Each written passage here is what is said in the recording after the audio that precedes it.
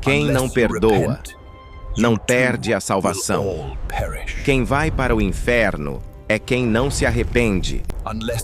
O tema do perdão é um dos mais sensíveis e profundos das Escrituras. Ele toca as feridas humanas mais íntimas, confronta nossos limites emocionais e espirituais e revela a tensão entre justiça e misericórdia. Muitos cristãos sinceros vivem angustiados com a ideia de que, se não conseguirem perdoar alguém que os feriu profundamente, perderão a salvação. Essa crença gera medo, culpa e até afastamento de Deus. Mas será mesmo que a falta de perdão, por si só, condena uma alma ao inferno? A resposta bíblica exige discernimento. Jesus falou com firmeza sobre o perdão, mas nunca como moeda de troca para a salvação. A chave não está apenas no ato de perdoar, mas no coração arrependido que se submete à graça transformadora de Deus.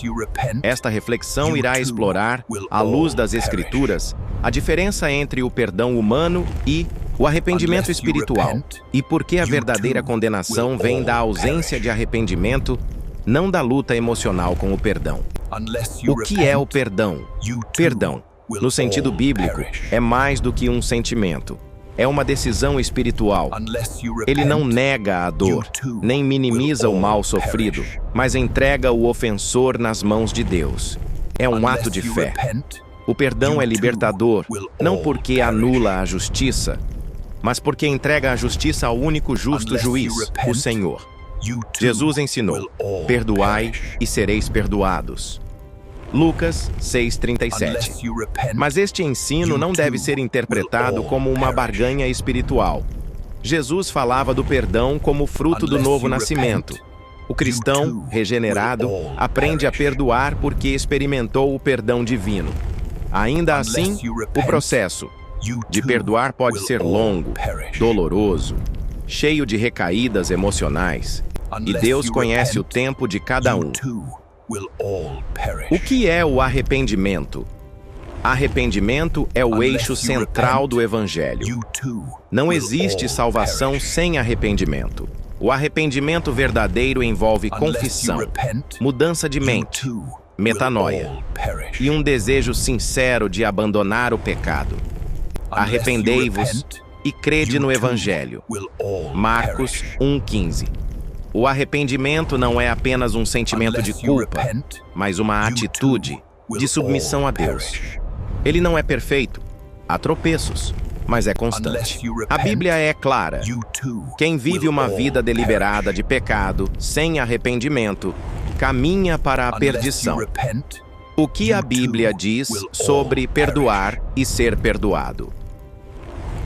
Jesus contou a parábola do credor incompassivo, Mateus 18:21-35, onde um servo perdoado de uma grande dívida se recusa a perdoar uma dívida menor de outro servo. Isso revela a incoerência espiritual de alguém que se diz salvo, mas não quer perdoar. No entanto, a parábola mostra um coração que nunca foi verdadeiramente tocado pela graça, alguém que recusou perdoar. É diferente de quem luta para perdoar, ora, chora e clama por libertação da mágoa. Quem tenta perdoar já demonstra evidências do novo nascimento. O perigo está na frieza espiritual, na recusa deliberada e no orgulho que diz: eu nunca perdoarei. Essa postura revela um coração não regenerado. A luta interior não é a condenação. Muitos crentes enfrentam batalhas internas após traumas profundos, abusos, traições, perdas irreparáveis. Eles querem perdoar, mas a dor ainda lateja. Isso não é condenação, é processo. Deus não espera perfeição emocional, mas sinceridade espiritual. O Senhor está perto dos que têm o coração quebrantado. Salmo 34:18. O inferno não é o destino de quem sofre e tenta perdoar, mas de quem justifica seu pecado, vive sem arrependimento e rejeita a graça de Cristo. Salvação, fruto da fé, não da performance. Somos salvos pela fé em Jesus Cristo. mediante a graça, e não por méritos ou obras. Porque pela graça sois salvos por meio da fé, e isto não vem de vós, é dom de Deus. Efésios 2:8. O perdão ao próximo é consequência da fé, não causa da salvação. É impossível alguém salvo viver permanentemente preso ao ódio, mas também é impossível alguém perdido se tornar salvo apenas porque perdoou alguém. Sem arrependimento e fé, não há salvação, mesmo que o indivíduo tenha atitudes morais corretas. O inferno é para quem não se arrepende. Jesus foi categórico. Se não vos arrependerdes, todos igualmente perecereis. Lucas 13:3. O maior pecado não é a incapacidade de perdoar, mas a recusa em se arrepender. O inferno está cheio de pessoas que viveram religiosamente, mas nunca se humilharam diante de Deus.